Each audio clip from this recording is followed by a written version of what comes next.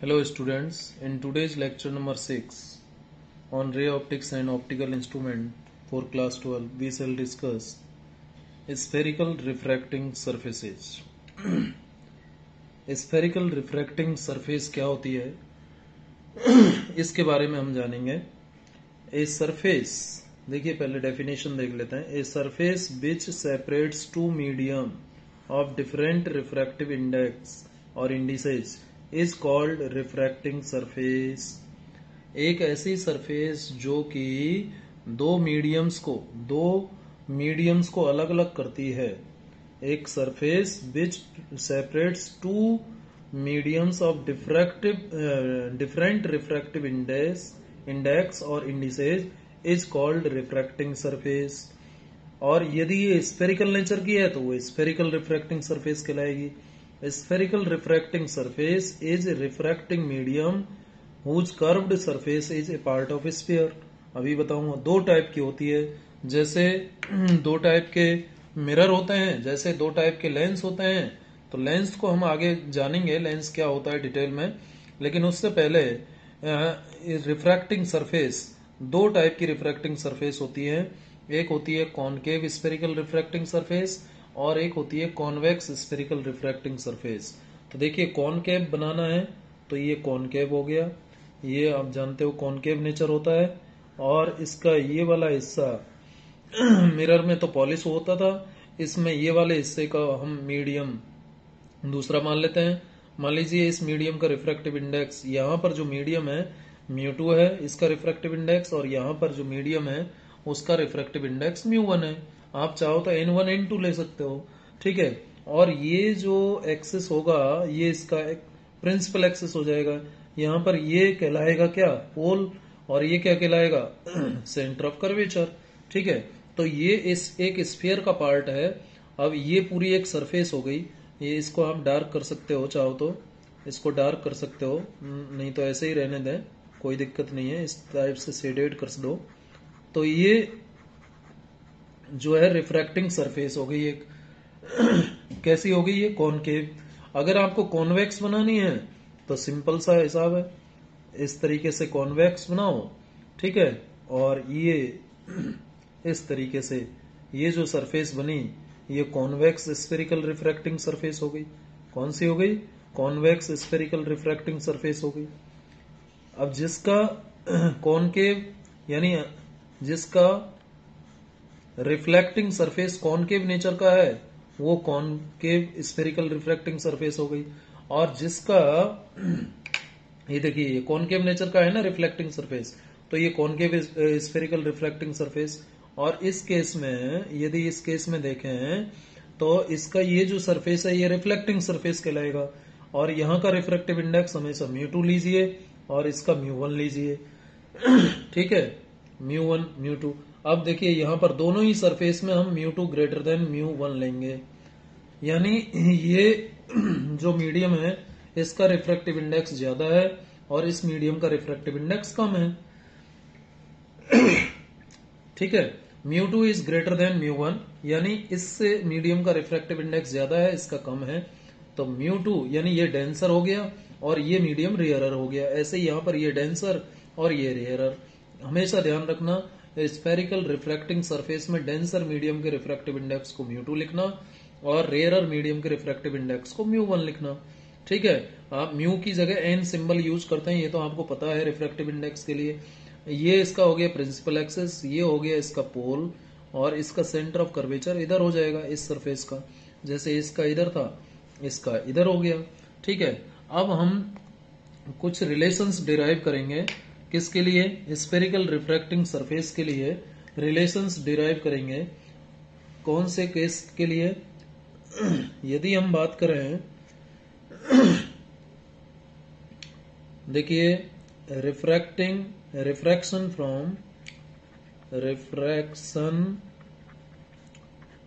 From convex spherical refracting surface, ठीक है. किससे रिफ्रैक्शन की बात करेंगे हम, कॉन्वेक्स स्फेरिकल रिफ्रैक्टिंग सरफेस की बात करेंगे, लेकिन इसमें कुछ अजम्पशंस लेंगे। क्या अजम्पशंस लेंगे, क्या केसेस कंसीडर करेंगे कि लाइट रे कहां से कहां जा रही है, rarer medium to denser medium. Light ray कहां से कहां जाती है, rarer medium to denser medium. ये केस कंसीडर करना है। लाइट रे, क्वेश्चन में क्लियर लिखा होगा कि लाइट रे कहां से कहां जा रही है। Light ray travels from rarer medium to denser medium, ठीक है। और इमेज फॉर्म्ड कैसी भी ले लो आप, चाहे वर्चुअल ले लो चाहे रियल ले लो, उससे कोई फर्क नहीं पड़ता, ठीक है। अब देखिए क्या कंडीशन ली है हमने कि लाइट रे कहां से कहां जा रही है, रेयरर मीडियम से डेंसर मीडियम जा रही है, और सरफेस कैसा है, कॉन्वेक्स स्फेरिकल रिफ्रैक्टिंग सरफेस। ध्यान रखिए ये इंपॉर्टेंट है, लाइट कहां से कहां जा रही है, रेयरर से डेंसर जा रही है, ये इंपॉर्टेंट है, ठीक है। और सरफेस कैसा है, कॉन्वेक्स। अब देखिए सबसे पहले तो कॉन्वेक्स सरफेस बना लीजिए इसके लिए। ये मैंने बना लिया कॉन्वेक्स स्फेरिकल रिफ्रैक्टिंग सरफेस। ये क्या बन गया, कॉन्वेक्स स्फेरिकल रिफ्रैक्टिंग सरफेस। यहां का रिफ्रैक्टिव इंडेक्स μ2 ले लेता हूं, यहां का μ1 ले लेता हूं, और ये जो एक्सिस है ये इसका प्रिंसिपल एक्सिस हो गया। क्या हो गया, प्रिंसिपल एक्सिस। और ये हो गया इसका पोल, ठीक है, ये क्या हो गया, पोल हो गया। और यहां पर मान लेता हूं इसका सेंटर ऑफ कर्वेचर है। ये क्या है, सेंटर ऑफ कर्वेचर है। अब मान लीजिए कोई पॉइंट ऑब्जेक्ट है, ये पॉइंट ऑब्जेक्ट है, ठीक है, ये पॉइंट ऑब्जेक्ट है। आप चाहो तो इसको शेडिंग कर सकते हो इसकी, ठीक है, और नहीं चाहो तो ऐसे ही रहने दी करो, कोई दिक्कत नहीं है, लेकिन शेडिंग करो तो थोड़ा हल्का सा करना, ठीक है, इस तरीके से हल्के उससे करना है शेडिंग, डार्क मत कर देना। इस टाइप से भी आप कर सकते हो, ये आपके ऊपर डिपेंड है, शेडिंग करना चाहो तो करो, नहीं तो कोई दिक्कत नहीं है। इससे थोड़ा सा क्लियर हो जाता है कि हाँ कौन सा मीडियम का रिफ्रैक्टिव इंडेक्स μ2 है और कौन से का μ1 है। तो इसका μ2 है और इसका μ1 है, और ये कंडीशन भी ले रहा हूं कि μ2 इज ग्रेटर देन μ1। μ2 किससे ज्यादा है, μ1 से ज्यादा है, यानी ये डेंसर हो गया और ये रेयरर हो गया। भाई जिसका रिफ्रैक्टिव इंडेक्स ज्यादा होता है वो डेंसर मीडियम होता है, ठीक है, और जिसका रिफ्रैक्टिव इंडेक्स कम होता है वो रेयरर मीडियम होता है, ये आप जानते ही हो, ठीक है। अब ये पॉइंट ऑब्जेक्ट मान लिया, ये क्या है, पॉइंट ऑब्जेक्ट है, ये पॉइंट ऑब्जेक्ट है, ठीक है। इस पॉइंट ऑब्जेक्ट से लाइट रे गई, ये लाइट रे देखिए, ये लाइट रे गई, ठीक है, ये लाइट रे इंसिडेंट की हमने कहां पर, इधर कोई सोर्स ऑफ लाइट है उससे इस ऑब्जेक्ट पर पड़ रही है लाइट, और इस ऑब्जेक्ट से लाइट इस तरीके से जा रही है, मान लिया हमने, ठीक है। तो ऐसे केस में ये तो इंसिडेंट रे होगी। अब यहां पर देखो ये रेयरर से डेंसर जा रही है तो नॉर्मल की तरफ बेंड होगी, किस तरफ बेंड होगी, नॉर्मल की तरफ। लेकिन उससे पहले नॉर्मल का डायरेक्शन भी तो पता हो हमें। तो मैंने आपको जब इमेज फॉर्मेशन बताया था मिरर से, तो उस समय मैंने कहा था कि यदि आप सेंटर ऑफ कर्वेचर और पॉइंट ऑफ रिफ्लेक्शन या रिफ्रैक्शन इन दोनों को मिला दें, ये पॉइंट ऑफ रिफ्लेक्शन या रिफ्रैक्शन को यदि मिला दें तो ये जो डायरेक्शन आएगा बेटा, ये डायरेक्शन किसका आ गया, नॉर्मल का डायरेक्शन आ गया। ये किसका डायरेक्शन आ गया, नॉर्मल का डायरेक्शन आ गया। समझ में आ गई बात, ये डायरेक्शन किसका आया, नॉर्मल का डायरेक्शन आ गया, ठीक है। अब हमें पता लग जाएगा अब ये कहां से कहां जा रही है लाइट रे, रेयरर से डेंसर, यानी रिफ्रैक्शन के बाद रिफ्रैक्शन होगा ना यहाँ, क्योंकि एक मीडियम से दूसरे मीडियम में जा रही है, तो रिफ्रैक्शन के बाद ये इस डेंसर मीडियम में एंटर करेगी, तो ये टूवर्ड्स द नॉर्मल बेंड होगी। अब टूवर्ड्स द नॉर्मल बेंड होने के लिए ये जाना तो इसको ऐसे था, ये ओरिजिनल पाथ था, लेकिन इससे ये इस तरफ बेंड हो जाएगी, यानी नॉर्मल की तरफ बेंड हो गई, और यहां जाकर के इसका क्या होगा, इस ऑब्जेक्ट का इमेज फॉर्मेशन होगा। ऑब्जेक्ट का क्या बनेगा, इमेज बनेगा, और ये इमेज कैसा होगा, रियल होगा। कैसा इमेज होगा, रियल होगा, ठीक है। ये कैसा इमेज होगा, रियल होगा। अब देखिए इसके अलावा देखिए इस पॉइंट को कोई नाम दे दो आप, इस पॉइंट को आप नाम दे सकते हो, ओ नाम दे दो, ठीक है। ओ ये दिया है तो इसको ओ डैश कह दो, चलो कोई बात नहीं, ओ डैश कह दिया, ठीक है, और ये ओ हो गया। अब इससे पहले इस एंगल को आप ये मान लो कि जो इंसिडेंट रे है प्रिंसिपल एक्सिस के साथ मान लीजिए अल्फा एंगल बनाते हुए जा रही है, ठीक है, और जो रिफ्रैक्टेड रे है वो प्रिंसिपल एक्सिस के साथ मान लेते हैं कि बीटा एंगल बना रही है, इसी ऑर्डर में मानना आप। और जो ये नॉर्मल है, नॉर्मल जो है प्रिंसिपल एक्सिस के साथ कितना एंगल बना रहा है, गामा बना रहा है। मान लीजिए कितना एंगल बना रहा है, गामा। ये मेंशन कर लिया हमने यहाँ पर, ठीक है, ये मेंशन हो गया। अब क्या करेंगे हम, अब यहाँ पर देखिए, यहाँ पर आप इस डिस्टेंस को भी कंसीडर करो। देखो ये पोल से ऑब्जेक्ट का जो डिस्टेंस होता है, आप जानते हैं पोल से ऑब्जेक्ट का डिस्टेंस स्मॉल यू होता है, ये बात आप जानते हैं। और पोल से इमेज का जो डिस्टेंस होगा, पोल से जो इमेज का डिस्टेंस होगा बेटा, वो स्मॉल v से रिप्रेजेंट किया जाएगा। समझ गए यहाँ तक, ठीक है। अभी हमने ये एंगल मेंशन कर लिए। अभी इंसिडेंट एंगल और रिफ्रैक्टेड एंगल पता कर ले। एंगल ऑफ रिफ्रैक्शन कौन सा होगा और इंसिडेंट एंगल कौन सा होगा। देखो ये है नॉर्मल और ये है इंसिडेंट लाइट, ठीक है। तो कौन सा एंगल एंगल ऑफ इंसिडेंस होगा बेटा, ये वाला जो एंगल होगा ये एंगल ऑफ इंसिडेंस होगा। भाई इंसिडेंट रे ने नॉर्मल के साथ जो एंगल बनाया वो एंगल ऑफ इंसिडेंस कहलाएगा। और जो रिफ्रैक्टेड रे नॉर्मल के साथ एंगल बनाएगी, ये वाला जो एंगल होगा, रिफ्रैक्टेड रे ने नॉर्मल के साथ जो एंगल बनाया वो एंगल ऑफ रिफ्रैक्शन होगा। यहां तक ये बात क्लियर हो गई होगी, ठीक है। अब देखिए, अब हम यहां देखें, ये है सेंटर ऑफ कर्वेचर और ये है पोल। पोल और सेंटर ऑफ कर्वेचर के बीच का डिस्टेंस भी आप जानते हैं क्या, किससे रिप्रेजेंट किया जाता है, रेडियस ऑफ कर्वेचर होता है। ये पीसी क्या होता है, रेडियस ऑफ कर्वेचर होता है, ठीक है बेटा। अब इसके अलावा आप क्या करो, यहाँ ओ डैश से मैं क्या करता हूं, चलिए वो बाद में करेंगे। अभी ओ डैश, ये जो पॉइंट ओ डैश है, यहां पर स्नेल्स लॉ लगाओ। पॉइंट ओ डैश पर क्या लगाओ, क्या अप्लाई करो, स्नेल्स लॉ, ठीक है। तो अप्लाइंग, हम करना क्या चाह रहे हैं, ऑब्जेक्ट आपको क्लियर होना चाहिए। हम लाइट रे को रेयरर से डेंसर मीडियम में भेजे हैं और रिफ्रैक्शन किसके कारण हो रहा है, कॉन्वेक्स स्फेरिकल रिफ्रैक्टिंग सरफेस के कारण रिफ्रैक्शन हो रहा है और लाइट रेयरर से डेंसर में जा रही है। तो इसके लिए हम रिलेशन एस्टेब्लिश करना चाह रहे हैं। तो इस ओ डैश पर ये रे डायग्राम हमने बना लिया सुंदर सा, ठीक है, एकदम अच्छा डायग्राम बनना चाहिए, अच्छे मार्क्स चाहिए। तो ये ओ डैश जो है, इस पर आप अप्लाई करो, applying Snell's law, applying Snell's law at point O dash. Point O dash पर स्नेल्स लॉ अप्लाई कर दो। अब पॉइंट ओ डैश पर स्नेल्स लॉ अप्लाई करोगे तो क्या आएगा भाई, यहां पर मीडियम कौन है, ये रेयरर मीडियम एयर है, तो इसका रिफ्रैक्टिव इंडेक्स क्या है, μ1। और इस मीडियम में बनने वाला एंगल कौन है, ये है एंगल ऑफ इंसिडेंस, ठीक है। इसको नहीं कंसीडर करेंगे, इसको करेंगे कि नॉर्मल के साथ जो एंगल बन रहा है उसको कंसीडर करते हैं। तो μ1 इंटू साइन आई, यही कहता है ना, उसका साइन का, आई का साइन, μ1 इंटू साइन आई, ये बराबर होगा किसके, दूसरा जो मीडियम है उसका रिफ्रैक्टिव इंडेक्स इंटू उस मीडियम में बनने वाला नॉर्मल के साथ जो एंगल है, एंगल ऑफ रिफ्रैक्शन, वो आर। तो आर का साइन क्या आ जाएगा, साइन आर, ठीक है। μ1 sine I is approximately equal to μ2 sine R. अब देखिए जो आई और आर है, since I and R both are very small, both are very small, ये कैसे हैं, स्मॉल हैं, स्मॉल हैं। तो उस केस में फिर आप जानते हो साइन आई को क्या लिखा जाएगा, आई, एंड साइन आर को क्या लिखा जाएगा, साइन आर हो जाएगा आर।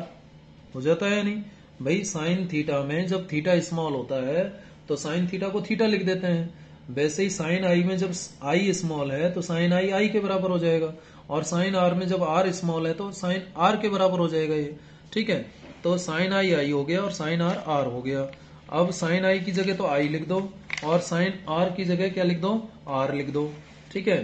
तो देखिए क्या हो जाएगा, देयरफॉर आप लिखोगे μ1 साइन आई की जगह आई, ठीक है, और ये बराबर आ जाएगा μ2 साइन आर की जगह आर। ये इक्वेशन आ जाएगा, इक्वेशन नंबर 1, ठीक है। ये इक्वेशन हमारी आ गई, ठीक है। μ1 I is approximately equal to μ2 R. यहां तक समझ में आ गया होगा आपको, ठीक है। अब हम क्या करेंगे, आई और आर की वैल्यू पता करेंगे। अब आई और आर की वैल्यू पता करने के लिए वापस उस रे डायग्राम पर जाएंगे। अब देखिए ये रे डायग्राम था, अब आई और आर पता करना है आपको। तो देखिए यदि हम ट्राइंगल देखिए, एक तो ऑब्जेक्ट के साथ ट्राइंगल, किसका? ऑब्जेक्ट के साथ नॉर्मल का। तो कौन सा ट्राइंगल है? ओ ओ डैश सी, ये वाला जो ट्राइंगल आपको दिखाई दे रहा है, ओ डैश सी ओ, ऐसे कह सकते हो, या ओ ओ डैश सी, या ओ डैश ओ सी, यही तो ट्राइंगल है। ठीक है, ये वाला जो ट्राइंगल है, इस ट्राइंगल के लिए तो using triangle O dash O C, ठीक है, इस ट्राइंगल का यूज करके हम क्या लिख सकते हैं? इस ट्राइंगल का ओ डैश ओ सी, इस ट्राइंगल का यूज करके आप जानते हो कि जो सम ऑफ इंटीरियर एंगल्स हैं, एल्फा और गामा इंटीरियर एंगल हो गए, अंदर वाले एंगल हो गए, और आई कौन सा हो गया? एक्सटीरियर एंगल हो गया, बाहर वाला एंगल हो गया। तो सम ऑफ इंटीरियर एंगल बराबर किसके होता है? एक्सटीरियर एंगल के होता है, यानी अल्फा प्लस गामा किसके बराबर आ जाएगा? आई के। यानी इस ट्राइंगल से हम अल्फा प्लस गामा को क्या लिख देंगे? आई लिख देंगे। यानी आई की वैल्यू हमारे पास क्या आ गई?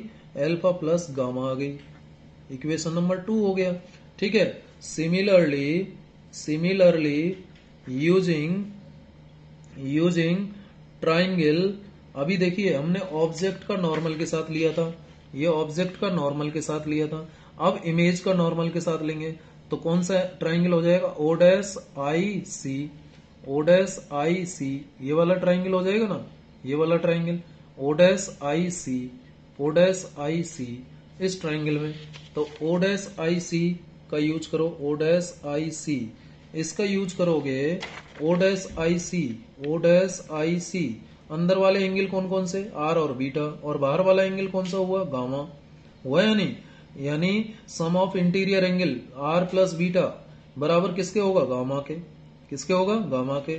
तो इस ट्राइंगल से आप लिख सकते हो कि R plus beta is equal to क्या है? गामा, और यहां से आर क्या आ जाएगा? Gamma minus beta. ये इक्वेशन नंबर 3 आ गई। ठीक है, यानी ये हमने आर की वैल्यू निकाल ली। ठीक है, तो इक्वेशन 2 और 3 से आई और आर का वैल्यू कहां रख दें? इक्वेशन 1 में रख दें। तो यूजिंग इक्वेशन 2 एंड 3, इक्वेशन 1 में बी री रिटेन एज, क्या लिखा जाएगा? री रिटेन एज μ1, आई की जगह क्या आएगा? एल्फा प्लस गामा, आई की जगह, μ2, आर की जगह क्या आएगा? आर की जगह आएगा गामा माइनस बीटा। ठीक है, ये आएगा, ये इक्वेशन बन गई एक। अब आई और आर का वैल्यू रख करके इक्वेशन 1 से ये इक्वेशन 4 मिल गया। ठीक है, 2 और 3 से आई और आर का वैल्यू इक्वेशन 1 में रख दिया तो ये आ गया। अब प्रश्न खड़ा हो गया कि अल्फा बीटा और गामा की वैल्यूज क्या होंगी? तो अल्फा बीटा और गामा की वैल्यू निकालने के लिए अगेन उस रे डायग्राम में जाना पड़ेगा हमें। इस रे डायग्राम में जाने पर अल्फा बीटा और गामा की वैल्यू चाहिए, तो मैं क्या करूंगा कि जो ये ओ डैश है, ओ डैश से एक परपेंडिकुलर ड्रॉ करूंगा। ये परपेंडिकुलर ड्रॉ करना पड़ेगा ओ डैश से, ठीक है, जिससे कि आपको राइट एंगल ट्राइंगल मिल जाए। ओ डैश एम कह दो आप इसको। ठीक है, ओ डैश एम एक परपेंडिकुलर आपने ड्रॉ कर दिया। ठीक है, तो अब आपको इस ट्राइंगल से, कौन से ट्राइंगल से? ओ डैश ओ एम से, ओ डैश ओ एम, ये जो राइट एंगल ट्राइंगल है इससे अल्फा मिल जाएगा। और जो ट्राइंगल है आपका ओ डैश आई एम, इससे आपको मिल जाएगा बीटा। और triangle O dash C M से क्या मिल जाएगा? गामा मिल जाएगा। ठीक है, तो निकालिए using triangle O dash O M, O dash O M, ये हमने परपेंडिकुलर ड्रॉ किया ओ डैश एम, तो क्या हो जाएगा? Using triangle O dash O M, O dash O M का यूज करके आप क्या लिख सकते हो? टेन अल्फा क्या लिखा जा सकता है? Tan alpha is equal to, tan क्या होता है? टेन थीटा क्या होता है? परपेंडिकुलर अपॉन बेस होता है। तो परपेंडिकुलर क्या है? ओ डैश एम, और बेस क्या हो जाएगा? M O. एम ओ लिखेंगे, ना कि ओ एम। ओ एम नहीं लिखना है बेटा, एम ओ लिखेंगे। क्यों? क्योंकि सभी डिस्टेंसेज पोल की तरफ से मेजर की जाएंगी, तो एम ओ हो जाएगा। ठीक है, ओ डैश एम परपेंडिकुलर हो गया और एम ओ क्या हो गया, बेस हो गया। ठीक है, ओ डैश एम अपॉन और एम ओ। ठीक है, अब again alpha is small, alpha is small, alpha is small, since alpha is small, तो टेन एल्फा को क्या लिखा जाएगा, टेन एल्फा को एल्फा लिख दिया जाएगा और ये किसके बराबर आ जाएगा, O dash M upon M O. तो इस तरीके से एल्फा निकाल लिया। ठीक है, यूजिंग ट्राइंगल, अब बीटा निकालना है मुझे जैसे, तो बीटा निकालने के लिए अगेन इस रे डायग्राम का यूज करें। तो कौन सा ट्राइंगल यूज करेंगे, कौन सा राइट एंगल्ड ट्राइंगल यूज होगा, O dash I M, O dash I M, O dash I M, इस ट्राइंगल का यूज होगा। इस ट्राइंगल में ओ डैश एम हो गया परपेंडिकुलर और एम आई क्या हो गया, बेस हो गया। तो टेन बीटा निकाल लेंगे यहां से, टेन बीटा क्या हो जाएगा, O dash M perpendicular divided by base मतलब एम आई। ठीक है, तो using triangle O dash I M, तो क्या लिख सकते हैं, टेन बीटा और ये लिखा जाएगा O dash M upon M I. ठीक है, again beta is small, beta भी स्मॉल है। ठीक है, बीटा जब स्मॉल है तो टेन बीटा क्या लिखा जाएगा, बीटा, और ये किसके बराबर आ जाएगा, O dash M upon M I. ठीक है, इक्वेशन नंबर 6 हो गई। यूजिंग ट्राइंगल, इसी तरीके से यूज करो ट्राइंगल कौन सा, अब हमें गामा भी तो चाहिए, अल्फा बीटा तो आ गए, गामा चाहिए। अब गामा निकालने के लिए कौन सा ट्राइंगल यूज करेंगे, ओ डैश सी एम, इस राइट एंगल ट्राइंगल का यूज करेंगे, O dash C M, O dash C M. ठीक है, ओ डैश एम तो हो गया परपेंडिकुलर और एम सी ये हो गया आपका बेस। ठीक है, तो tan gamma is equal to O dash M upon M C, ये आ जाएगा। तो ट्राइंगल कौन सा यूज किया, ओ डैश सी एम, तो क्या आ जाएगा, tan gamma is equal to O dash M upon M C. ठीक है, अब again gamma is small, gamma is small, तो टेन गामा को क्या लिखा जाएगा, टेन गामा को गामा लिखा जाएगा। ये आर नहीं बेटा, गामा, इसको थोड़ा लंबा करना है इधर राइट वाले को, टेन गामा को गामा लिख दिया तो O dash M upon M C, ये आ गया इक्वेशन 7। अब क्या करना है, अल्फा बीटा गामा की वैल्यूज 5, 6, 7 से कहां रखनी है, इक्वेशन 4 में रखनी है। तो using equation 5, 6, 7, equation 4 may be rewritten as, क्या लिखा जाएगा, म्यू वन एल्फा, एल्फा की वैल्यू क्या है, O dash M upon M O, plus gamma, gamma की वैल्यू क्या है, O dash M upon M C. ठीक है, is equal to mu two gamma मतलब O dash M upon M C minus beta, beta मतलब O dash M upon M I, ये हो जाएगा। अब देखो ओ डैश एम दो पूरी इक्वेशन में कैंसिल हो गया, ये कैंसिल हो जाएगा तो क्या आ जाएगा, mu one 1 upon M O plus 1 upon M C, O dash M cancel हो रहा है ना, mu two 1 upon M C minus 1 upon M I. क्या किया मैंने, दोनों साइड ओ डैश एम को कॉमन निकाल के कैंसिल कर दिया, तो ये इक्वेशन हो जाएगी। अब एम ओ क्या है, एम सी क्या है और एम आई क्या है, ये पता करना पड़ेगा। अब देखिए जरा, आप यदि देखें तो यदि हम इस रिफ्रैक्टिंग सरफेस को नेग्लिजिबल थिकनेस की लें, if thickness of the refracting surface is negligible then M और पी एक ही जगह माने जा सकते हैं, एम को पी के बराबर माना जा सकता है। ठीक है, तो क्या लिखेंगे, if thickness of refracting surface is negligible. ठीक है, तो एम को किसके बराबर माना जा सकता है, पोल के बराबर, तो एम की जगह पी आ जाएगा, तो एम ओ को क्या लिखा जाएगा, पीओ लिखा जाएगा। एम सी को क्या लिखा जाएगा? पी सी लिखा जाएगा। एम आई को क्या लिखा जाएगा? पी आई लिखा जाएगा। अब बताइए पीओ क्या है? पीओ, पी से ओ का डिस्टेंस, पोल से ऑब्जेक्ट का डिस्टेंस क्या है? यू। पीसी क्या है? पी से सेंटर ऑफ कर्वेचर का डिस्टेंस आर, कैपिटल आर। और पी आई क्या है? वी। क्या है? वी। पोल से इमेज का डिस्टेंस। अब देखिए इमेज साइन कन्वेंशन भी यहां लागू करना पड़ेगा। पी से जब ओ का डिस्टेंस निकालोगे तो माइनस यू लेना पड़ेगा ना, क्योंकि लेफ्ट में जाना पड़ेगा। पी से सी का डिस्टेंस लगा लोगे तो प्लस आर, पी से आई का डिस्टेंस निकालोगे तो प्लस वी। समझ गए? तो साइन कन्वेंशन का भी यहां पर ध्यान रखना। ये तो हो गया माइनस यू, पी से ओ का डिस्टेंस, और पी सी क्या हो गया? प्लस आर, और पी आई क्या हो गया? Plus V. तो आप एम ओ की जगह पीओ लिखो और फिर इनकी वैल्यूज को रख दो, तो क्या हो जाएगा आगे देखिए।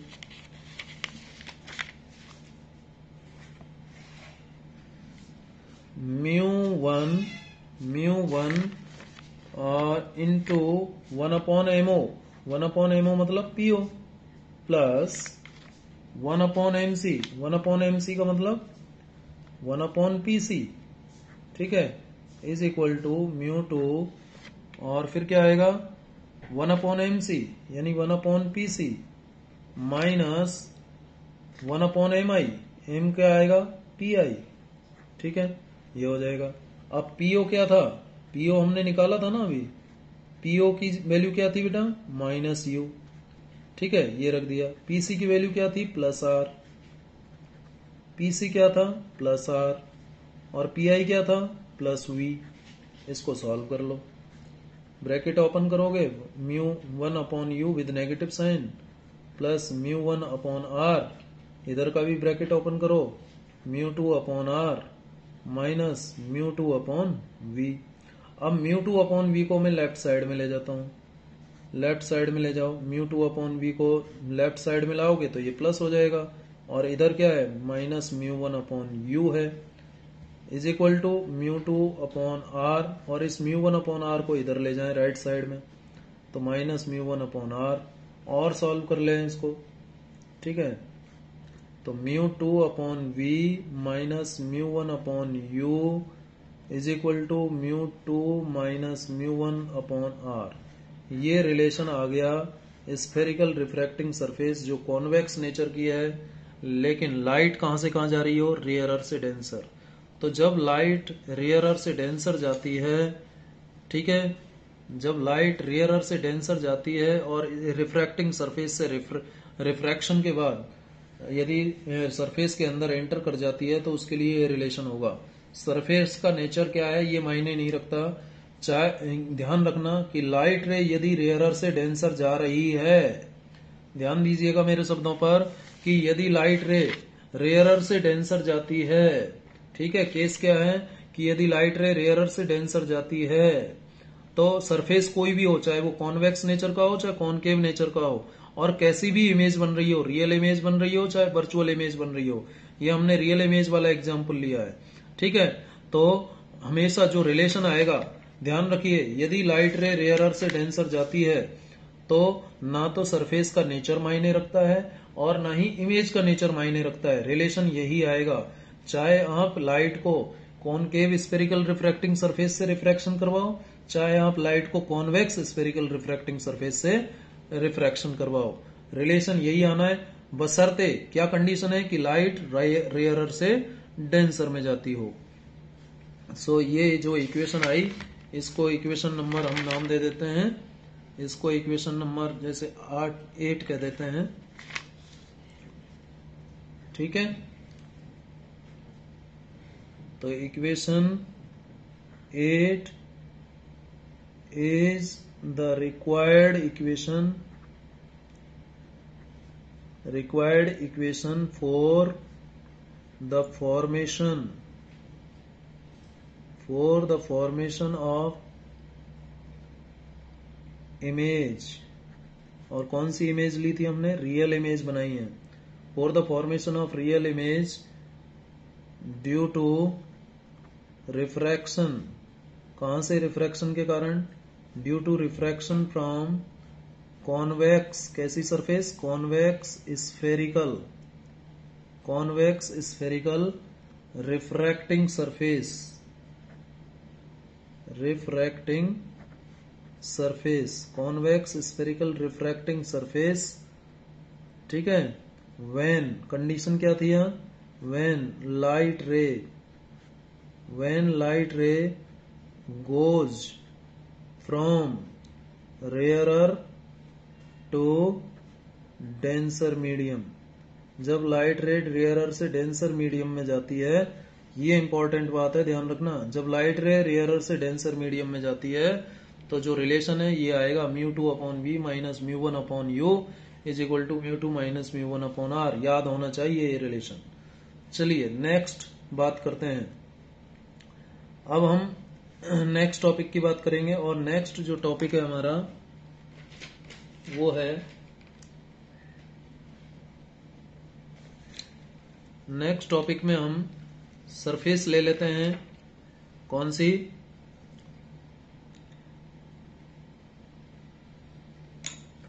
मान लीजिए कॉन्वेक्स ही ले लेते हैं, लेकिन लाइट रे को रेयर डेंसर से रेयरर भेजते हैं, ठीक है। सेकंड केस ले रहे हैं हम, refraction due to convex spherical refracting surface, refraction due to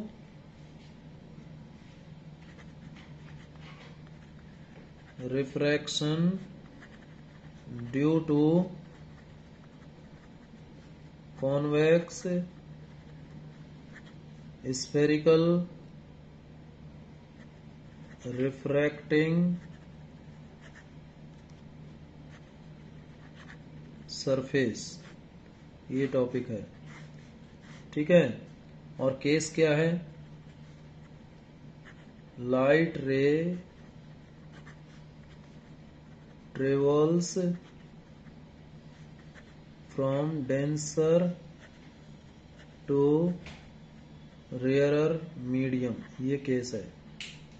light ray कहां से कहां जाती है, डेंसर से रेयरर मीडियम में जाती है, and image formed is real, image formed is real. हालांकि एग्जाम में आपसे ऐसे नहीं पूछा जाएगा कि रियल इमेज बनेगी तो बताओ, आपसे सिंपली ऐसे ही पूछा जाएगा कि यदि लाइट रे रेयरर से डेंसर जाती है और कॉन्वेक्स स्फेरिकल सरफेस से रिफ्रैक्शन होता है तो क्या डेरिवेशन आएगा बताइए, ठीक है। तो अब वापस वही कॉन्वेक्स, अब लेकिन लाइट रे कहां से कहां भेजनी है, डेंसर से रेयरर भेजनी है, तो मुझे जो कॉन्वेक्स सरफेस बनानी पड़ेगी वो इस तरीके से बनानी पड़ेगी, तभी तो रेयरर से डेंसर जाएगी और ये इसका प्रिंसिपल एक्सिस हो जाएगा, ठीक है। तो इसको थोड़ा सा शेडेड कर दो, हल्का शेडिंग करना है, ध्यान रखना।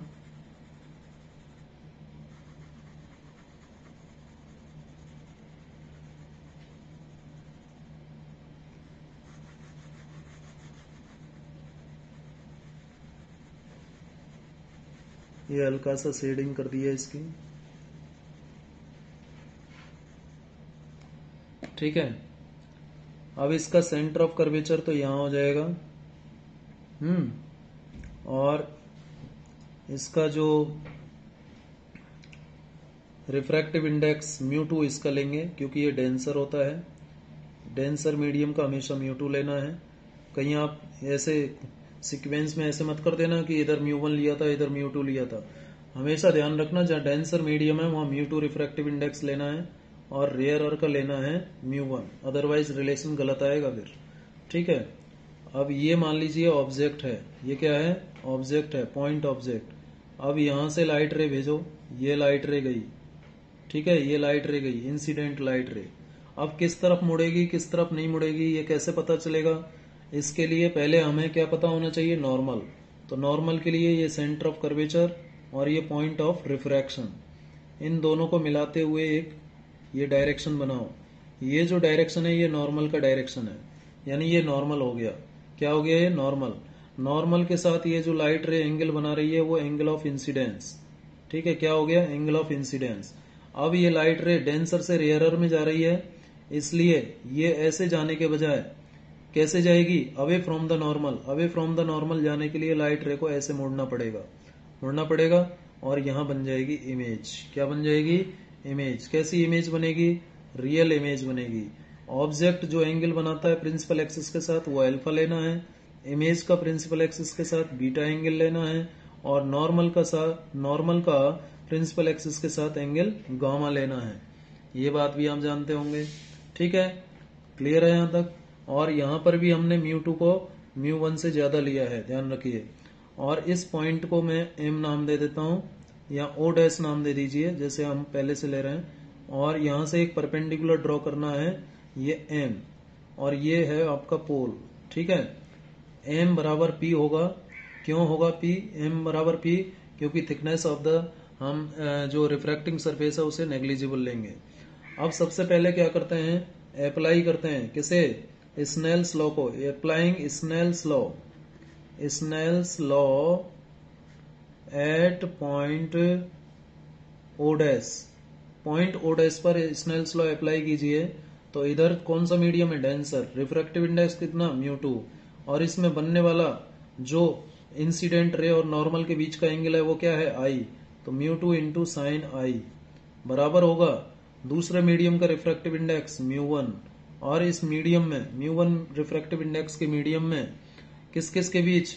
नॉर्मल और रिफ्रैक्टेड रे के बीच बनने वाला ये जो एंगल है ये क्या होगा? R होगा, ये आप जानते ही हो। ठीक है, तो इसका साइन μ2 साइन R। ठीक है, यहां तक ठीक है।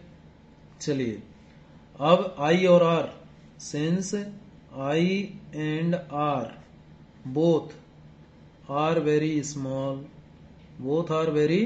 स्मॉल, इसलिए μ1 साइन I को I लिख देंगे, और ये μ2 है इधर, μ1 साइन R को क्या लिख देंगे? साइन R को R लिख देंगे। साइन R को क्या लिख देंगे? R लिख देंगे, क्योंकि I और R दोनों स्मॉल हैं तो साइन I हो जाएगा, साइन R R हो जाएगा। इसको इक्वेशन 1 मान लेता हूं। अब I और R की वैल्यू पता करनी है। अब I और R की वैल्यू पता करने के लिए वही इंटीरियर और एक्सटीरियर एंगल वाला कॉन्सेप्ट यूज करना है। तो I कहाँ बन रहा है? ये बन रहा। तो ऑब्जेक्ट का नॉर्मल के साथ ट्राइंगल देखो, ओ डैश सी, इस ट्राइंगल से ओ डैश सी, इस ट्राइंगल में इंटीरियर एंगल क्या है? अल्फा और I, और एक्सटीरियर क्या है? गामा। एक्सटीरियर क्या है? गामा। इंटीरियर कौन कौन से हैं? अल्फा और I, और एक्सटीरियर क्या है? गामा। तो क्या लिखा जाएगा? तो यहां लिख दें आगे, फ्रॉम ट्राइंगल, कौन से ट्राइंगल से? From triangle O dash O C, क्या हम लिख सकते हैं? Sum of interior angle is equal to exterior angle gamma. तो यहां से I का वैल्यू आ जाएगा, कितना आ जाएगा? Gamma minus alpha. ये लीजिए I का वैल्यू आ गया, equation number 2। Similarly from triangle, कौन सा ट्राइंगल यूज करने से R निकलेगा? अब इमेज वाला, इमेज का नॉर्मल के साथ, यानी कौन सा ट्राइंगल? ओ डैश आई सी, ये पूरा जो ट्राइंगल दिखाई दे रहा है ओ डैश आई सी। तो इसमें अंदर वाले एंगल कौन है? गामा और बीटा, और बाहर वाला कौन है? R। तो R बराबर गामा प्लस बीटा हो जाएगा। तो ट्राइंगल कौन सा? ओ डैश आई सी। तो R बराबर क्या आ जाएगा? गामा प्लस बीटा, ये आ जाएगा। ठीक है, इसको इक्वेशन नंबर 3 मान लें। तो यूजिंग इक्वेशन 2 एंड 3, इक्वेशन 1 में बी रीरिटन एज, क्या लिखा जाएगा? μ2 I की जगह क्या लिखा जाएगा? Gamma minus alpha is equal to μ1 R का मतलब R कितना है? गामा प्लस बीटा, ये R है। ठीक है, ये हो गया क्लियर। अब अल्फा बीटा और गामा की वैल्यूज निकालनी है। तो अगेन इसको तो पहले मान लें इक्वेशन 4। अब ट्राइंगल यूज करेंगे, ये परपेंडिकुलर इसीलिए तो ड्रॉ किया है। अब जैसे अल्फा निकालना है तो कौन सा triangle? O dash O M, ये राइट एंगल ट्राइंगल दिखाई दे रहा होगा ना, ओ डैश ओ एम। इसमें tan अल्फा क्या होगा? परपेंडिकुलर, यानी O dash M upon base मतलब एम ओ, क्या लिखेंगे, M O, all distances are measured from the side of pole only. तो using triangle O dash O M क्या लिख सकते हो, टेन अल्फा लिख सकते हो। कितना आया, O dash M upon M O, ठीक है। अब alpha is small, since alpha is small तो टेन अल्फा को क्या लिखा जाएगा, alpha is equal to O dash M upon M O, ये हो जाएगा, ठीक है। सिमिलरली यूजिंग ट्राइंगल, कौन से ट्राइंगल का यूज करने से बीटा आएगा, ये देखो ओ डैश आई एम, इस राइट एंगल ट्राइंगल का यूज करके बीटा आ जाएगा, O dash I M, O dash I M. तो tan beta is equal to O dash M upon M I, यही तो होगा, O dash M upon M I, perpendicular upon base, O dash M upon M I, कौन से triangle से, O dash I M से tan beta आ जाएगा, और टेन बीटा किसके बराबर आ गया, O dash M upon M I के बराबर आ गया। अब since beta is small, beta क्या है, स्मॉल है, तो टेन बीटा को क्या लिख देंगे, बीटा, और ये क्या आ जाएगा, O dash M upon M I, ठीक है। ये अल्फा आ गया इक्वेशन 5 और ये बीटा आ गया इक्वेशन 6। क्लियर है यहां तक। अब देखिए ट्राइंगल यूज करें, यूजिंग ट्राइंगल गामा निकालना है ना, तो कौन सा ट्राइंगल यूज करेंगे गामा के लिए, O dash C M, O dash C M, इस राइट एंगल ट्राइंगल का यूज करेंगे, O dash C M, O dash C M, ठीक है। तो ओ डैश सी एम, इस ट्राइंगल का यूज करके आप टेन गामा निकाल सकते हो, और ये क्या आएगा, O dash M upon M C, ठीक है। तो अब again gamma is small, gamma is small, इसलिए टेन गामा को क्या लिखेंगे, गामा, और ये किसके बराबर आ जाएगा, O dash M upon M C, ठीक है, ये आ जाएगा। ये इक्वेशन आ गई गामा की। अब इक्वेशन 5, 6, 7 से अल्फा बीटा और गामा का वैल्यू कहां रख दें, इक्वेशन 4 में रख दें। So using equation 5, 6 and 7, equation 4 में भी री रिटेन एज क्या लिखा जाएगा, म्यू टू रखिए, गामा की वैल्यू क्या है, O dash M upon M C, minus alpha, alpha की वैल्यू क्या है, O dash M upon M O, is equal to mu one, gamma की वैल्यू क्या है, O dash M upon M C. मैं सिंपली अल्फा बीटा गामा की value रख रहा हूं इक्वेशन 4 में 5, 6, 7 से, और बीटा की वैल्यू क्या है, O dash M upon M I. ये अब देखिए इसमें ओ डैश एम कैंसिल हो रहा है पूरी इक्वेशन में, तो mu two upon 1 upon M C minus 1 upon M O, और ये इधर आ जाएगा mu 1 upon M C plus 1 upon M I, बाकी कैंसिल हो गया। अब देखिए since M is equal to P, बताया था मैंने, ये जो एम पॉइंट है पी के बराबर होगा, यानी पी पे ही माना जा सकता है, क्यों, क्योंकि इसकी जो थिकनेस है वो नेग्लिजिबल है, तो M is equal to P होगा, और जब M is equal to P होगा तो एम सी को क्या लिखा जाएगा, पी सी लिखा जाएगा, ठीक है। एम ओ को क्या लिखा जाएगा, पी ओ लिखा जाएगा, और एम आई को क्या लिखा जाएगा, पी आई लिखा जाएगा। अब ये पी सी का वैल्यू क्या होगा, देखें जरा, पी से सी पर जाना है, पी से सी पर तो लेफ्ट साइड में जाना पड़ेगा, और पी सी क्या होता है, रेडियस ऑफ कर्वेचर होता है, यानी इसका रेडियस ऑफ कर्वेचर माइनस होगा, क्योंकि लेफ्ट साइड में जाना पड़ रहा है, तो P C is equal to minus R. P O क्या होगा, ऑब्जेक्ट कहाँ है, इस पोल के लेफ्ट साइड में है, तो लेफ्ट में जाना पड़ेगा, तो पोल से ऑब्जेक्ट का डिस्टेंस क्या होता है, यू होता है, ये क्या होता है बेटा, यू होता है, ये आप जानते हो, पोल से ऑब्जेक्ट का डिस्टेंस, और पोल से सेंटर ऑफ कर्वेचर का डिस्टेंस आर होता है, ये भी जानते हो, और पोल से इस इमेज का डिस्टेंस क्या होता है, वी होता है, ये भी जानते हो, ठीक है। तो पी आई को लिख देंगे वी, पी आई को क्या लिख देंगे, प्लस वी, क्योंकि राइट साइड में है, और पीओ यानी ऑब्जेक्ट किस साइड में, पी से ऊपर जाने के लिए लेफ्ट में जाना पड़ेगा, यानी माइनस यू, माइनस यू।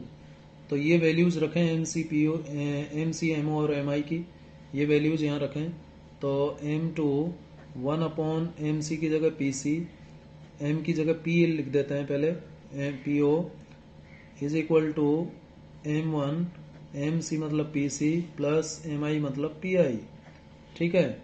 और m2 pc का मतलब माइनस आर, ठीक है, और po का मतलब माइनस यू, और pc माइनस आर, ठीक है, प्लस pi प्लस v। अब इसको सॉल्व करना है। इसको सॉल्व करेंगे तो μ2/r विद नेगेटिव साइन आएगा,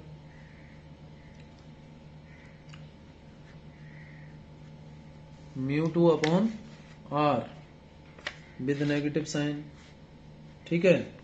और माइनस माइनस प्लस हो जाएगा। मैं ब्रैकेट ओपन कर रहा हूं, जस्ट ये जो है ब्रैकेट ओपन करके लिख रहा हूं बस, और कुछ नया नहीं कर रहा हूं, ब्रैकेट हटा रहा हूं। तो μ2/r नेगेटिव हो गया और ये प्लस हो जाएगा, तो μ2/u प्लस हो गया, μ2/u बराबर μ2/r नेगेटिव, μ2/r नेगेटिव, ठीक है, और प्लस μ2/v, सॉरी μ1 है, ये μ1 है, μ1/v ये हो जाएगा। अब देखो जरा क्या करना है, μ2/r को तो राइट में ले जाओ और ये μ1/v को लेफ्ट में ले आओ, तो देखो क्या हो जाएगा, μ2/u minus μ1/v is equal to μ2 minus μ1/r, यही तो आएगा। इसको इधर ले जाकर के ये हो जाएगा।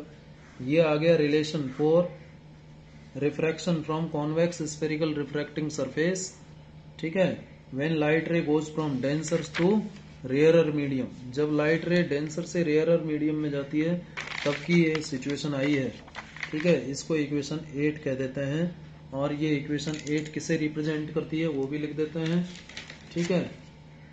इक्वेशन 8 किसे रिप्रेजेंट करती है, convex spherical refracting surface when light goes from denser to rarer medium. अब देखिए दोनों रिलेशन में कंपैरिजन करें। जब लाइट रे रेयरर से डेंसर जा रही थी तो ये था μ2/v minus μ1/u is equal to this, ठीक है। इन इसका अब जब लाइट रे डेंसर से रेयरर जा रही है, ये डेंसर से रेयरर के लिए है, ये किसके लिए आया, डेंसर टू रेयरर के लिए आया, और ये किसके लिए था, रेयरर टू डेंसर जब लाइट जा रही थी, ठीक है। तो देखो दोनों में क्या अंतर आया है, μ2 minus μ1/r as it is है राइट साइड में, लेफ्ट साइड में μ2/b है माइनस μ1/u। यहाँ क्या आ गया, u और b इंटरचेंज हो जाएंगे, तो μ2/u हो जाएगा माइनस μ1/v हो गया, u और b इंटरचेंज हो रहे हैं बस, ठीक है। तो ये दोनों रिलेशन ध्यान रखना। क्या ध्यान रखना है कि जब लाइट रे रेयरर से डेंसर में जाती है, जब लाइट रे रेयरर से डेंसर में जाती है तो क्या रिलेशन आता है, और जब लाइट रे डेंसर से रेयरर में जाती है तो रिलेशन क्या होता है, ये बात आपको ध्यान रखनी होगी, ठीक है। तो एग्जाम में प्रश्न यही आएगा कि a light ray enters from rarer to denser medium and it is refracted from convex spherical refracting surface, ठीक है, derive a relation for it. या फिर कई बार लाइट रे रेयरर से डेंसर जा रही है और सरफेस दे देगा आपको कॉनकेव, क्या दे देगा, सरफेस कॉनकेव दे देगा, ठीक है। तो उस केस में भी कर सकते हो आप, ठीक है। So thank you very much, आज के लिए इतना ही, धन्यवाद।